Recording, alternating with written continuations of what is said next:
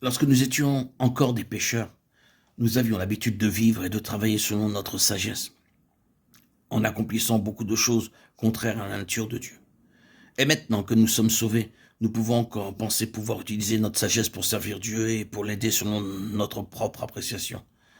Cependant, nous réalisons très peu qu'utiliser notre sagesse pour aider dans l'œuvre du Seigneur, après avoir été sauvés, est aussi coupable et inacceptable que de le faire lorsque cette même sagesse s'opposait à Dieu en étant encore pécheur.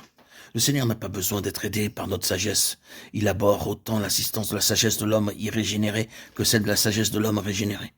C'est pour cette raison que nous devons accepter d'être régis par la croix, reniant toute activité de la vie propre, livrant volontairement la chair à la mort, renonçant vraiment à nos opinions. Lorsque dans un domaine quelconque de l'œuvre du Seigneur, nous faisons les choses selon nos pensées, nous apportons la preuve qu'il n'y a pas eu de séparation à l'égard de nous-mêmes et pas de connaissance expérimentale de la croix. Nous devons être réduits à rien, sinon nous ne pourrons pas être utilisés par Dieu. Ne soyons pas présomptueux en nous ingérant dans l'œuvre du Seigneur. Même si l'œuvre est en train de tomber, nous ne devons pas la maintenir avec une main charnelle. Nous ne pouvons seulement accomplir que ce que le Seigneur désire nous voir faire. Dieu ne nous tient pas pour responsable de ce qu'il ne nous a pas ordonné. Il ne nous répondra pas si telle œuvre tombe à nos côtés.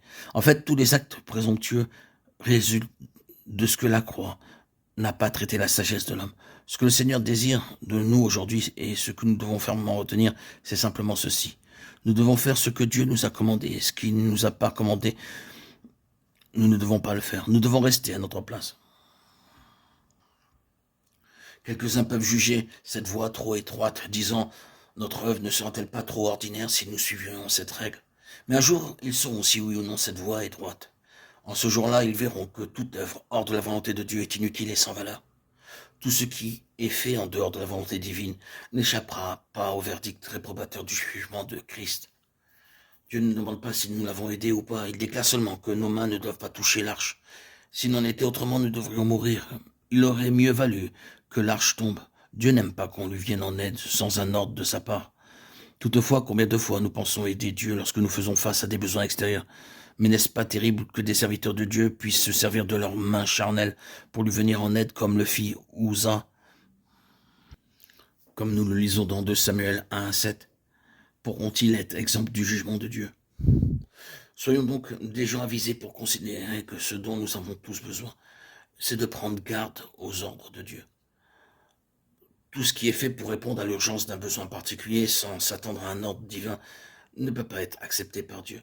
Nous devons accepter que notre œuvre s'affaiblisse pour un temps, en apparence du moins, mais nous ne devons en aucune façon outrepasser la souveraineté de Dieu en permettant à l'homme charnel de se manifester.